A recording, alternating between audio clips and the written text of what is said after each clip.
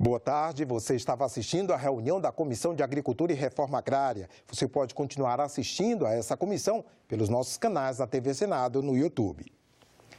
A Comissão de Constituição e Justiça aprovou projetos da pauta feminina na reunião desta quarta-feira. Preferência nos leilões de imóveis retomados por inadimplência e a presença do Ministério Público nas reintegrações de posse da terra também foram aprovadas.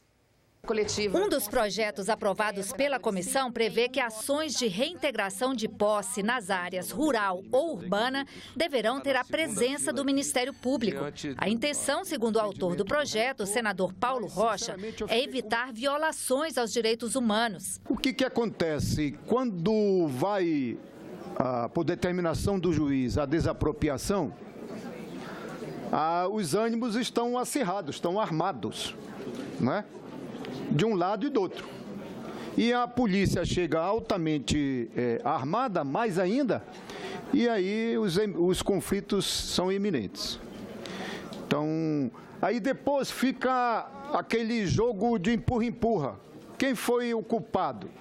Foram os ocupantes que receberam a polícia na bala. Aí não, é a polícia que chegou já atirando, etc, etc. E no final, não se encontra quais são os responsáveis. A minha ideia, portanto, é que a presença do Ministério Público, já que é o fiscalizador dos cumprimentos da lei, esteja presente nesses momentos. De acordo com o texto, o MP será intimado a participar, mas o não comparecimento não impedirá que a ação judicial seja cumprida. Para isso que existem os órgãos de controle, o Ministério Público, as corregedorias, para verificar se houve excesso, havendo excesso, se esse excesso ele tem repercussão no aspecto administrativo, se tem reflexo no aspecto criminal e até mesmo uma ação indenizatória que vai ser demandada do Estado e que o Estado pode, com uma ação regressiva, entrar contra o próprio policial que estiver lá cumprindo aquela ordem judicial. A preferência de compra para ocupantes de imóveis retomados por bancos oficiais devido à inadimplência também foi aprovada pela comissão. Esse destina-se tão somente a categorias de baixa renda, porque o imóvel só pode ser até 10% do valor mais de referência, então são imóveis mais populares, e uma limitada a uma prestação de 0,4% do valor. Então, de fato, um projeto muito social, extremamente positivo, porque evita uma desocupação de uma família que já estará ocupando e o seu, digamos assim, a sua recomposição. Os senadores também deram parecer favorável a um projeto que permite que mulheres grávidas possam adiar o teste de aptidão física em concursos públicos. Elas terão de 30 a 60 dias após o nascimento do bebê para fazer a prova. Deve-se proteger a mãe, deve-se proteger o bebê e, conforme a circunstância, ela ter esta faculdade de fazer o exame de teste físico numa outra oportunidade, se ela não tiver condição ou correr algum risco pelo esforço, aquele teste físico na data marcada. Outro projeto da pauta feminina aprovado pela comissão prevê que os profissionais de saúde que atenderem mulheres com indícios de violência deverão registrar o fato no prontuário da paciente. Além disso, eles terão que comunicar os casos à polícia no prazo de 24 horas. Foi aprovado também um projeto que estabelece medidas para evitar perdas na distribuição de água tratada e ainda uma proposta que define um programa de integridade para os partidos políticos. De acordo com o texto, os partidos deverão ter mecanismos de controle, auditoria e incentivo à denúncia de irregularidades. E o plenário aprovou nesta terça-feira projeto que obriga o agressor a pagar o Sistema Único de Saúde pelos custos para atender a mulher vítima de violência. Como foi modificada no Senado, a proposta retorna para análise da Câmara dos Deputados. Esse é mais um dos projetos da pauta feminina que estão em análise no Senado neste mês da mulher. Em 2016, 4.635 mulheres morreram em decorrência de violência e houve 185.308 notificações de violência contra a mulher nos órgãos de saúde. Os dados estão no painel de violência contra as mulheres, ferramenta lançada este mês pelo Senado, que reúne diversas fontes de informação sobre o assunto. Para ajudar no combate às agressões contra as mulheres, o plenário do Senado aprovou o projeto que deve obrigar o condenado por qualquer forma de violência doméstica ou familiar a ressarcir o Sistema Único de Saúde pelos custos no atendimento às vítimas. O agressor também deverá pagar pelos dispositivos de segurança usados para a proteção da mulher em risco iminente de violência. Confirmando que não se trata apenas do monitoramento eletrônico, mas o todo ressarcimento ao SUS relacionado à prestação de serviços de saúde pública, o ressarcimento ao Fundo, portanto, Nacional de Saúde. Além disso, de acordo com o projeto que modifica a Lei Maria da Penha, todo o custo deve ser coberto com o patrimônio pessoal do agressor, sem afetar o da mulher e seus dependentes. E o pagamento não poderá ser usado como atenuante e nem substituir a pena aplicada. Para a alegria nossa, né, presidente, nós estamos vendo alguns assuntos serem concluídos ou pelo menos aperfeiçoados, algumas responsabilidades por toda essa sociedade violenta que a vítima hoje, mais do que nunca, são as mulheres. O projeto integra a pauta prioritária da bancada feminina para março, mês de homenagem às mulheres. O Senado já aprovou este mês o projeto que deve obrigar o condenado por violência contra a mulher a ressarcir os cofres da Previdência Social por benefícios pagos em decorrência desse crime. Outra proposta aprovada impõe multa quando houver violação do direito à amamentação em local público ou privado. Os textos foram enviados para análise da Câmara dos Deputados. Aguardam ainda votação no Senado propostas como a que permite que delegados e policiais decidam, em caráter emergencial, sobre medidas protetivas para atender mulheres em situação de violência doméstica e familiar. E determina também o imediato afastamento do agressor do local de convivência com a vítima. A Comissão de Agricultura recebeu hoje representante do Ministério da Agricultura e o presidente do INCRA. Em debate, o que deve mudar no setor fundiário brasileiro.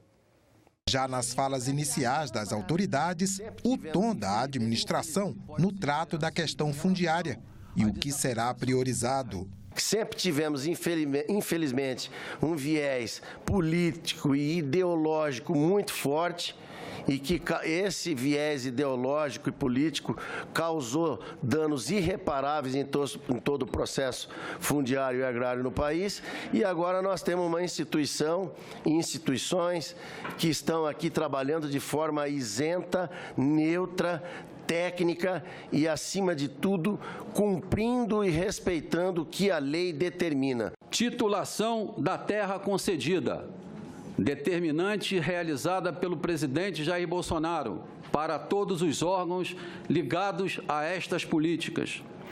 Regularização fundiária, recuperação da capacidade de tecnologia da informação do INCRA, sem a qual nós não conseguiremos seguir avante nos objetivos colimados por todos nós. Otimização do processo de titulação. Os senadores manifestaram queixas, anseios e inquietações. Lá no nosso estado, a gente chama o INCRA de encravado. Então, por quê? Porque tradicionalmente é um órgão que não consegue atender às necessidades daqueles que foram para a região amazônica, aí eu diria para toda a Amazônia, mas em especial no meu estado, Mato Grosso, não tem documento até hoje. Se não tem documento, não tem como exercer a sua cidadania plena. Qual é a meta de titulação? Quantos títulos de propriedade poderão, digamos, ser oferecidos nos próximos 4 anos durante o governo do presidente Bolsonaro? A segunda pergunta ainda ao general Jesus Corrêa é em relação ao crédito habitacional. O secretário de Assuntos Fundiários criticou o que, na opinião dele, virou o Brasil nos últimos anos. Virou uma bagunça agrária, uma confusão agrária. Você tinha o título, aí alguém vai lá, um antropólogo da FUNAI, esse antropólogo diz, aqui existe a possibilidade, sim, de ter índio isolado, ou de ter comunidade, sempre com evidência a possibilidade. Aí vai lá, joga aquilo ali, manda, põe no CIGEF, introduz, aí esse cidadão, senadora, não tem mais, não consegue tirar um CCIR, não tem mais financiamento, não tem mais segurança. Segundo o presidente do INCRA, general João Carlos de Jesus Correia, ainda falta ganhar a batalha das superintendências regionais do órgão. Se nós não conseguirmos estabelecer a ordem nas superintendências regionais, nós jamais vamos conseguir estabelecer tudo aquilo que é de regularização fundiária e de política correta em relação à reforma agrária. O combate ao fumo ganhou mais um capítulo na manhã desta quarta-feira. Os senadores da Comissão de Assuntos Sociais aprovaram o projeto que padroniza as embalagens de cigarros, proíbe aditivos e multa quem fumar dentro do carro na presença de adolescentes. Veja na reportagem. O Brasil é o segundo maior produtor mundial de tabaco, com a China em primeiro lugar. 80% da produção brasileira vão para a exportação, mas são os 20% para o consumo interno que preocupam alguns parlamentares. Principalmente o acesso cada vez mais cedo dos jovens ao cigarro. O projeto na Comissão de Assuntos Sociais ataca essa sedução do adolescente pela indústria tabagista. O cigarro ele está envolvido em vários tipos de cânceres, não apenas o câncer de pulmão, mas câncer de faringe, câncer de laringe, câncer até mesmo de rim, a implicação do consumo de cigarros, além de uma série de outras doenças. Diabetes agrava. O projeto proíbe propaganda, publicidade, promoção e patrocínio de produtos derivados ou não do tabaco, inclusive nos locais de venda. As embalagens de cigarros deverão ser todas padronizadas, sem exposição e visibilidade nos locais de venda. Aditivos que alteram o sabor e o aroma ficam proibidos. E dirigir e fumar na presença de crianças e adolescentes passa a ser considerado falta gravíssima pelo Código de Trânsito Brasileiro. Na Comissão de Assuntos Sociais, o projeto foi aprovado e vai ser analisado ainda pela Comissão de Constituição e Justiça. E o debate promete, já que o texto não é uma unanimidade. Nós estamos matando uma atividade econômica. Nós já acabamos, nós temos hoje 150 mil famílias que plantam fumo nos 3 estados do sul, fora Arapiraca e Cruz das Almas na Bahia. Plantam fumo para lá. Tem 40 mil famílias que trabalham nas indústrias de tabaco. Entre os pontos de venda, o caminhãozinho que busca o fumo na lavoura, enfim, assistência técnica, tem mais de 2 milhões de pessoas envolvidas nesse processo, mais de 2 milhões. Senador Serra, isso não tem problema, é só 25%, sim, 25% é 500 mil famílias. No processo econômico existe o lado da oferta e da demanda. E que meu projeto está localizado do lado da demanda, não da oferta. Não está se adotando nenhuma restrição em relação à produção.